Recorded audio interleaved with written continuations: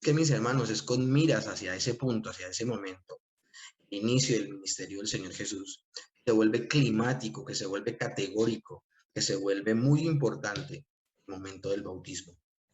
Y por esa razón, antes de hablar del ministerio del Señor Jesús, van a suceder dos eventos. El primero va a ser su bautismo. Y segundo, la tentación, que será nuestro próximo devocional. Eso antes de hacer ese énfasis en el ministerio del Señor Jesús, debemos saber el contexto en el que suceden estos acontecimientos, en principio y puntualmente el día de hoy, en qué contexto sucede el bautismo. Hermanos, tenemos que recordar que habían pasado 400 años de silencio.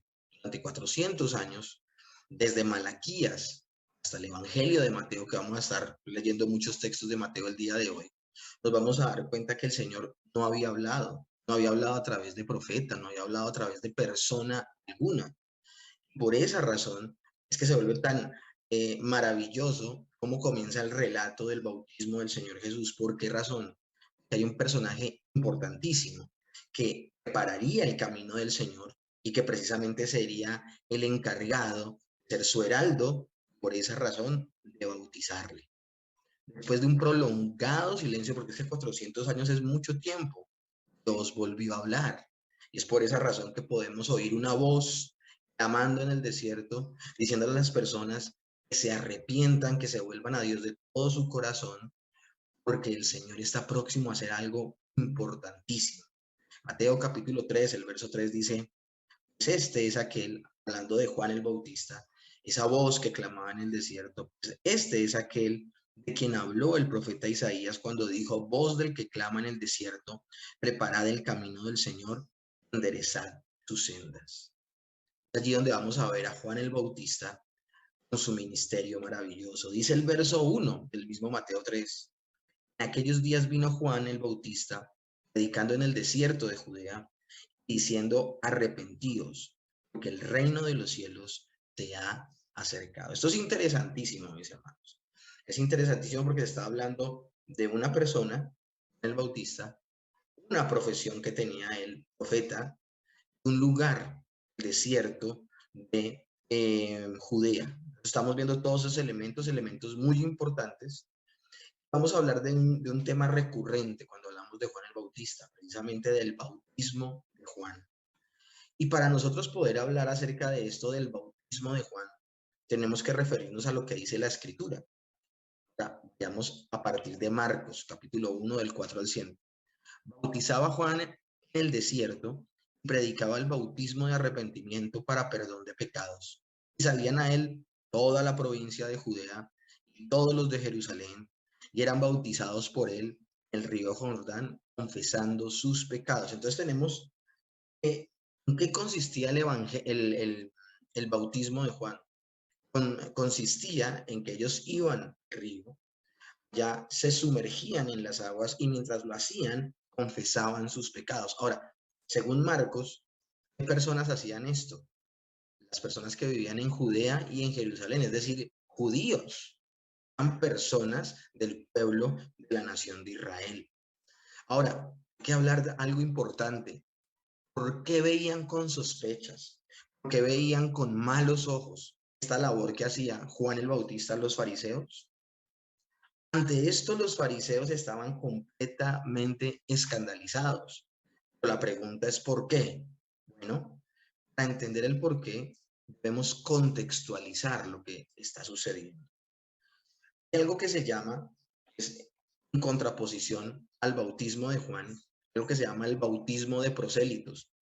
En el devocional del día de hoy vamos a estar hablando de tres clases de bautismo. El bautismo de prosélitos, el bautismo de los israelitas, que es el bautismo de Juan. Juan está invitando no solo a los israelitas, sino a todos a bautizarse. Da una conexión con la confesión de pecados y su espíritu de arrepentimiento. Pero también vamos a estar hablando hacia el final del devocional, vamos a estar hablando del bautismo de Jesús. Tengo que aclarar que son tres bautismos completamente distintos. Tres distintos y vamos a partir de por qué los fariseos estaban tan escandalizados con esta labor que estaba haciendo Juan el Bautista. Recuerden, 400 años de silencio, Nadie reconoció durante esos años que se levantó profeta alguno. Libros históricos nombran esto, de que se abstuvieron a tomar ciertas decisiones a nivel de culto porque no había profeta en Israel durante esos 400 años. Se levanta uno que fue anunciado. El ángel le habló a Zacarías, que la gente estaba esperando, que iba a ser un niño, que dice el ángel que sería lleno del Espíritu Santo aún desde su vientre, una cosa desde el vientre de la mamá. Entonces esto va a ser interesantísimo lo que Dios va a hacer con Juan el Bautista. Pero los supuestos líderes religiosos, las autoridades, las eminencias en su momento, los que guiaban a Dios, al pueblo, ven con malos ojos algo que está haciendo Dios a través de Juan el Bautista. ¿Y por qué lo ven mal? Por la costumbre que había del bautismo. Eso del bautismo de prosélitos. Hablemos primero que todo, ¿qué es prosélito? Prosélito viene de la palabra griega proselutos, el verbo prosekomain, significa venir a. Es la traducción corriente que hace la Septuaginta, que es una traducción griega, de la palabra hebrea ger. Y la palabra griega ger significa residente extranjero. Entonces, prosélito habla de una persona que era un extranjero, pero que quería acercarse o venir hacia la religión judía. Entonces se traduce normalmente como un forastero, como el forastero que está dentro de tus puertas, Éxodo 20:10 o Deuteronomio 14. Antes de la época del Nuevo Testamento, la palabra había llegado a ser utilizada para designar a un grupo de limitadas personas en el sentido religioso y aún un grupo más amplio en el sentido geográfico. Se podría llamar prosélito a una persona extranjera que visitaba la ciudad. Cuando se hablaba esa palabra en términos religiosos, el término prosélito se hablaba de una persona que sentía afecto por la religión judía y quería adherirse al judaísmo. Entonces tenía que pasar por un proceso de limpieza y de purificación por el hecho mismo de ser extranjero, que se llamaba el bautismo prosélito. Aquellos que querían unirse a la fe, a la religión judía. Esto lo está diciendo en el Nuevo Testamento Ilón Josefo. La palabra designa a una persona de origen gentil que había aceptado la religión judía, ya fuera que viviera en Palestina o en otro lugar. O sea, que viviera en Israel, viviera fuera de Israel. Entonces esto es interesante y es importante mencionarlo y nombrarlo. ¿Por qué bautizaban a las personas? ¿Por qué las sumergían en agua los extranjeros? Veían a los extranjeros y cuando yo hablo de ellos, hablo del liderazgo religioso, veía a los extranjeros como sucios de nacimiento, y en eso está bien. O sea, ellos tenían en ese aspecto tenían claro, el extranjero era un pecador, estaba sucio desde su nacimiento. Pero lo tremendo del asunto es que era necesario purificarlos a través de este rito del bautismo del extranjero. Pero ¿qué pasa? ¿Qué es lo que sucede? Lo que está mal en esa cosmología, en esa manera de pensar. El judío se veía a sí mismo en una condición espiritual mayor respecto a los extranjeros. Es decir, los que necesitaban limpieza eran los extranjeros, que por el hecho de no haber nacido la descendencia de Abraham en alguna de las tribus de Israel, eran sucios. Pero ellos se veían a sí mismos como personas que no estaban sucias. O sea que la cosa era más como de agradar a Dios por la familia a la que pertenecías. Eso es una completa contradicción a lo que dicen las escrituras y también es una contradicción a lo que estamos viendo que está haciendo Juan el Bautista. Mateo capítulo 3, verso 7 dice, al ver él que muchos de los fariseos y de los saduceos venían a su bautismo, le decía, generación de víboras, que nos ha enseñado a huir de la ira venidera. Haced pues frutos dignos de arrepentimiento y no penséis dentro de vosotros mismos, Abraham tenemos por padre, porque yo os digo que Dios puede levantar hijos de Abraham aún de estas piedras. Entonces, si vemos este texto es bien diciente porque Juan veía que los fariseos recorrían una larga distancia. Acuérdense que Juan el Bautista geográficamente está ubicado en el desierto de Judea, al lado del río Jordán. La gente tenía que salir, caminar. Era un viajecito siempre largo y había personas que de pronto podían tener la sinagoga al lado de su casa. Hay personas que puedan, más fácil sería ir a una sinagoga, congregarse allá, leer la ley, visitar el templo. Esas personas que estaban haciendo, estaban saliendo al río Jordán a encontrarse con Juan el Bautista, a confesar sus pecados. Y la mayoría, el grueso de esas personas no eran extranjeros, eran judíos. Juan el Bautista ve que los fariseos vienen en esa peregrinación, vienen y observan desde una postura crítica, desde una postura de que no aceptan. Y Juan el Bautista los confronta. Les dice, ¿quién les enseñó a huir de la ira venidera? ¿Quién les enseñó que ustedes son mejores que los extranjeros? Y ahí es donde nombra algo importantísimo Juan el Bautista y dice, Dios puede levantar hijos de Abraham aún de las piedras. Y hay personas que piensan que en este texto lo que está hablando Juan el Bautista no es literalmente piedras, sino está hablando de personas extranjeras con corazones de piedra. Entonces, el Señor puede levantar hijos de Abraham, cualquier persona, o si no, preguntémosle a Ruth, o preguntémosle a Rahab, o preguntémosle a cuántos extranjeros con fe, a Naamán el sirio, que Dios operó en sus corazones, les cambió su corazón de piedra por un corazón de carne y los hizo partícipes de la familia de Dios. Entonces ya con estas declaraciones estamos viendo cuál es la doctrina de Juan el Bautista. Juan el Bautista tiene claro la doctrina de la corrupción general del hombre, esa corrupción que va hasta la médula, que lo que contamina al hombre no es lo que entra en el hombre, sino lo que sale en el hombre. También él tiene claro que nadie es salvo por una previa condición, por ser hijo, según la sangre de Abraham, por pertenecer a un clan, por pertenecer a una tribu, o por ser parte de un pueblo en esta ocasión, por pertenecer a la familia de Israel.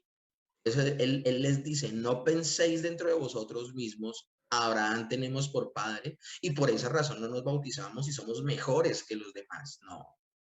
Ahora también les hace entender con esto que la salvación es por gracia y que la obra salvífica es exclusiva de Dios, es monérgica. Como es normal, la sana doctrina escandaliza a los incrédulos. Y por eso, escúchenme bien, es que los fariseos no apoyan, no ven con buenos ojos lo que hace Juan el Bautista. Más adelante, el mismo Señor Jesús va a confrontar a los fariseos y les va a decir, ¿el bautismo de Juan era de Dios o de los hombres? Ahora, ya visto, ya realmente claro que ellos no habían aceptado el bautismo de Juan. El Señor hace esta pregunta en un escenario donde hay muchas personas que se bautizaron por Juan el Bautista, que estaban a la expectativa del Mesías. Ellos no pueden decir abiertamente, no, Juan el Bautista se equivocó, que la turba, la multitud, la muchedumbre les habría hasta podido hacer daño físico. Ellos, por un lado, no podían decir que Juan el Bautista se había equivocado. Por otro lado, no podían decir, hombre, sí, creemos en el Evangelio, en el bautismo de Juan el Bautista, porque ellos mismos no se han bautizado. Entonces lo que hicieron es, no lo sabemos. Y se hicieron los locos. Nunca tomaron una posición porque siempre tenían en cuenta a las multitudes y les tenían miedo que las multitudes le hicieran algo. También sus mismos actos y su misma vida demostraba que no creyeron a lo que decía Juan. Ahora, Juan cuando llega, es esa voz que clama en el desierto, nos vamos a dar cuenta que siempre él está instando a que la gente se arrepienta. Miren que él usa dos metáforas importantísimas para que la gente entienda el tiempo que están viviendo. Recordemos cosas que hemos hablado, sean estos devocionales, cosas que hemos hablado desde el púlpito de la predicación del domingo. En particular en el libro de Hechos veíamos cómo el apóstol Pablo al predicar, el apóstol Pedro, perdón, al predicar, echaba mano de creencias que tenía el pueblo muy arraigadas. Y era la creencia de que la gente pensaba, por boca de los profetas, que Dios iba a enviar un juicio final. Y que antes de ese juicio final, el Señor traería tiempos de refrigerio, tiempos de reconciliación. Y el anuncio de esos tiempos de reconciliación sería la venida del Mesías y sería la venida del Espíritu Santo. Cosas que habían ocurrido. Eso es lo interesante. Juan el Bautista va a enfocar el grueso de su mensaje en ese juicio, Y por eso dice en Mateo capítulo 3, verso 10, y ya también el hacha está puesta a la raíz de los árboles, Tanto todo árbol que no da buen fruto es cortado, echado en el fuego. O sea, el tiempo que ellos están viviendo es un tiempo impresionante. Y por eso buscaba una imagen puntual de que nos dejara ver el fenómeno del que está hablando Juan. Juan está hablando que no están en el tiempo donde Dios ha lanzado el primer hachazo y hasta ahora está abriendo la corteza del árbol. No, cuando dice el hacha está puesta a la raíz, es que ya ha dado tantos golpes el leñador, ya no solamente ha penetrado el exterior del árbol, sino que ha llegado hasta la raíz, que solamente le falta un toque más para que el árbol caiga. O sea, el tiempo que ellos están viviendo es un tiempo de inminente juicio. Ellos no toman una determinación ya de arrepentirse. Eso se lo está diciendo no solamente a los fariseos, al pueblo en general. Si no toman una decisión ya de arrepentirse, el juicio vendrá. Y pone también otro ejemplo. El aventador está en su mano, limpiará la era, recogerá su trigo en el granero y quemará la paja en el fuego que nunca se apaga. Y hay otro fenómeno que él usa que es muy conocido por los que están escuchando, y es que llega un hombre, quiere separar la paja del trigo, ya no tiene casi tiempo para hacerlo manualmente. Entonces lo que hace es coger el aventador, lanzar hacia arriba el trigo, el mismo viento se va a encargar de separar el trigo de la paja. Es el lanzamiento al aire del trigo para que la paja se vaya por el viento. Sí, de cerca estaban del juicio, y esto no es diferente. Hay gente que dice, no, pero es que la primera venida del Señor Jesús era reconciliar. Sí, si nosotros leemos Juan capítulo 3, vamos a darnos cuenta que en Juan capítulo 3 dice, tal manera amó Dios al mundo, envió a su Hijo, para que todo aquel que en él cree no se pierda, mas tenga vida eterna. En el verso 18 y 19 habla de que el que no cree en el Hijo ya fue condenado. Eso es tremendo. Estamos hablando de que todas las personas estamos bajo el juicio inminente de Dios en nuestra vida pecaminosa. Todos. No solamente los extranjeros, no los judíos, no, todos. Tengo que aclarar algo. El bautismo de prosélitos aún se realiza en el judaísmo. Si un hombre se quiere casar con una mujer judía, o si una mujer judía se quiere casar con un hombre, una mujer extranjera se quiere casar con un hombre judío, tienen que pasar por esa situación. Tiene que desnudarse completamente, meterse en una pila bautismal que hay en las sinagogas judías y limpiarse. Mientras eso sucede, es una mujer, otra mujer la va a estar asesorando y le está diciendo todo lo bendecida que es por unirse a la familia de Abraham. Si es un hombre, pues un hombre será el que lo guiará en esa situación. Pues se sigue realizando el bautismo de prosélitos. Imagínense. Siguen viendo al resto del mundo como extranjeros, como gentiles, y ellos son el único pueblo escogido de Dios. Una cosa tremenda. Miren, mis hermanos, en el tiempo de Juan el Bautista, Juan dice, arrepiéntanse, porque ya estamos en estos tiempos. Juan el Bautista era consciente que estaba viviendo los postreros tiempos. Ahora, como todo profeta, profetiza del Mesías, pero ni siquiera él sabe que el Mesías va a venir mientras él aún vive. Eso es lo extraordinario del ministerio de Juan. Juan es el único profeta, profetiza del Mesías y ve el cumplimiento, el advenimiento del Mesías. Entonces, palabras más, palabras menos. Así como esta situación de que ya no hay tiempo para manualmente separar el trigo de la paja y se hace esta labor y es el mismo viento el que disipa una cosa y la otra, sí está quedando la gente sin tiempo. Si el Señor pasa y no le buscan, entendiendo su condición de pecado, de inminente condenación y su necesidad a gritos de un Salvador. Entonces, mis hermanos, esto es impresionante y me gustaría leer algo impresionante también. San Juan 1 del 19 al 29. Este es el testimonio de Juan cuando aquellas personas que fueron enviadas de Jerusalén por los sacerdotes y levitas para que le preguntasen y le dijeran, ¿quién eres? Él confesó, no negó, sino que confesó, yo no soy el Cristo. Le preguntaron, pues, ¿es tú Elías? Dijo, no, yo no soy Elías. ¿Eres tú el profeta? Y él respondió, no. Le dijeron, pues, ¿quién eres? que demos respuesta a los que nos han enviado. ¿Qué dices de ti mismo? Entonces Juan el Bautista contesta, soy la voz de uno que clama en el desierto, enderezad el camino del Señor, como dijo el profeta Isaías. Y los que habían sido enviados eran de los fariseos. Le preguntaron y le dijeron, ¿por qué pues bautizas si tú no eres el Cristo, ni Elías, ni el profeta? Juan les respondió diciendo, yo bautizo con agua, mas en medio de vosotros está uno a quien vosotros no conocéis. Este es el que viene después de mí, el que es antes de mí, del cual yo no soy digno de desatar la correa del calzado. Estas cosas sucedieron en Betabara, al otro lado del Jordán, donde Juan estaba bautizando. El siguiente día vio Juan a Jesús que venía a él y dijo, aquí el Cordero de Dios que quita el pecado del mundo. Esto es maravilloso, mis hermanos. Esa confesión que hace Juan el Bautismo, Juan el Bautista, esto se le conoce como el Agnus Dei, el Cordero de Dios que quita el pecado del mundo. Me encanta la confesión que hace Juan el Bautista. Juan el Bautista no dice ni ser Elías, ni ser el profeta, ni ser el Mesías. Juan el Bautista era Juan el Bautista. El Bautista se iba a mover en el espíritu de Elías, pero no era Elías. Mala interpretación que habían hecho las personas de su época acerca de esa profecía. Elías se había ido al cielo y Elías no podía venir en forma de otro hombre porque sería reencarnación. Eso no iba a suceder. Sencillamente iba a venir uno con la unción y el poder de Elías. Y si se dan cuenta, Juan el Bautista tenía ese corte.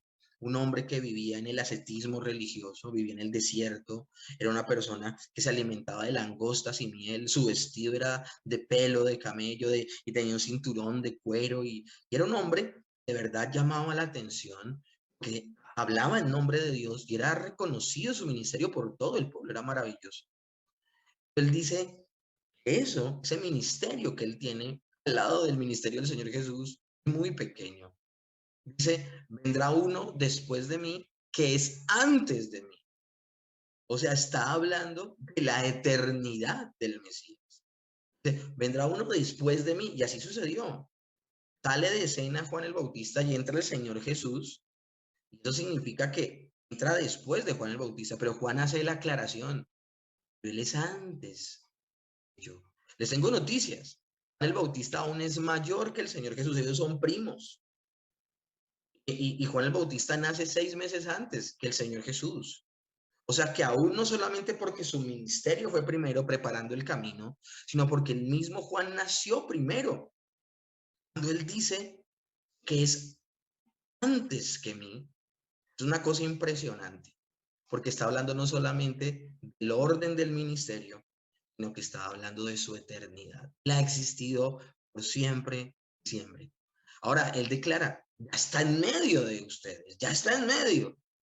Pero Juan el Bautista no sé si se esperaba encontrarse con él. Y al otro día que ha hecho esa declaración, lo ve por revelación del Espíritu Santo, le dice, ese que has visto como tu primo toda tu vida, estos 30 años,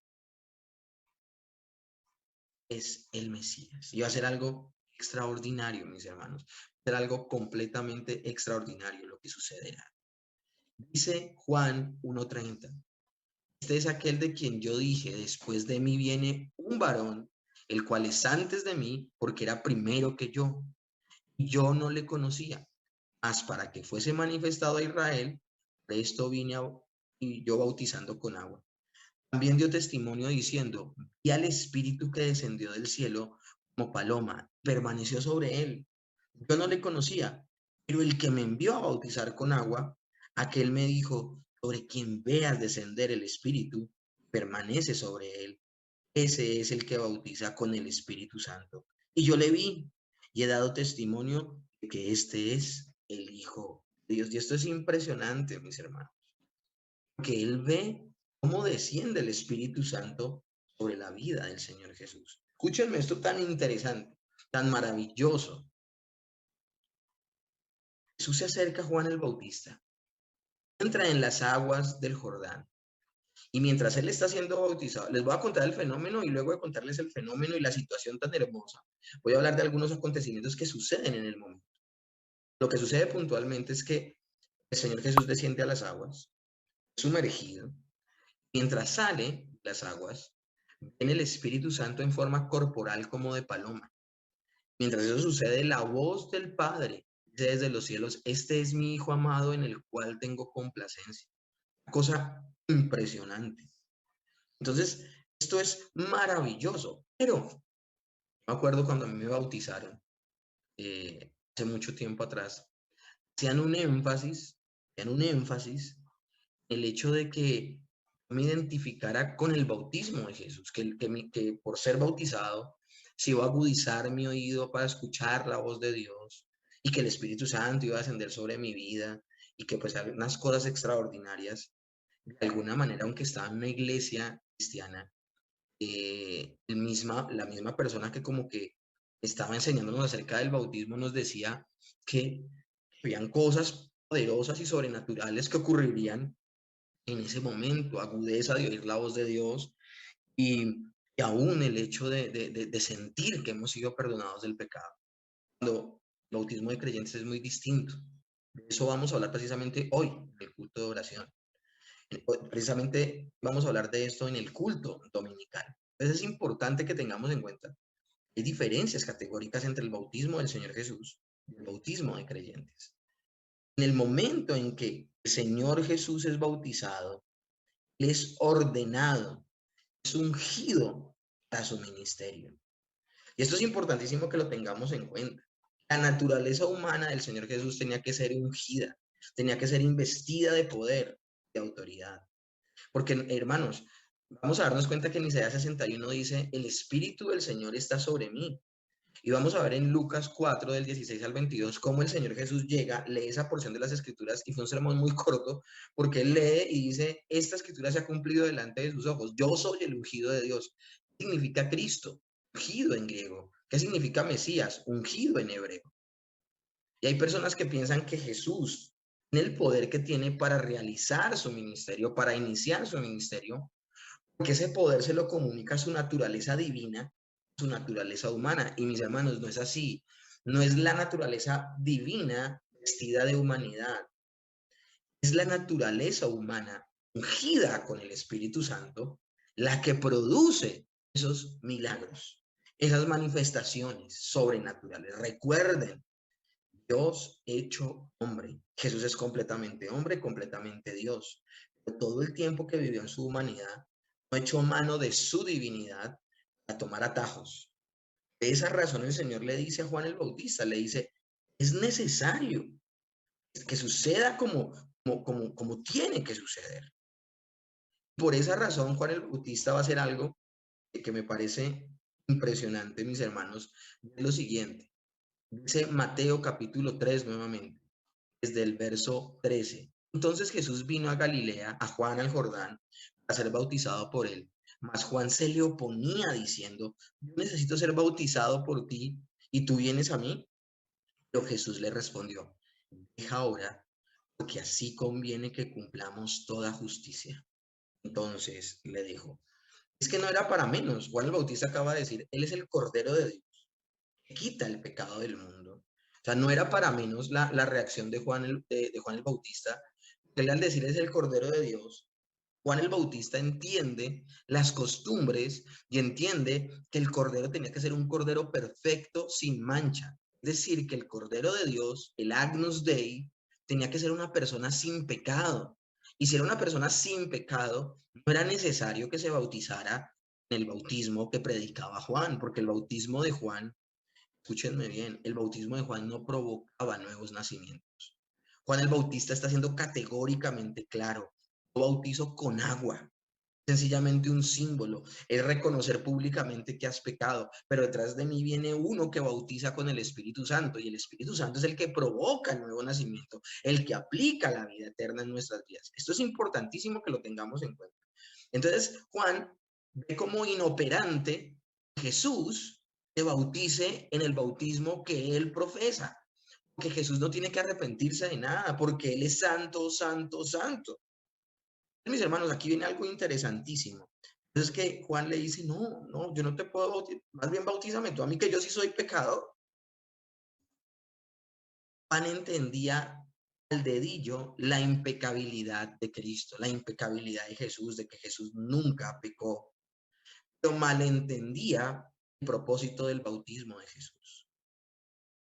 Que Jesús no estaba viniendo allí a bautizarse como todos los demás porque él tuviera pecado. Lo único que le puede decir Jesús a Juan es, palabras más, palabras menos, confía en mí.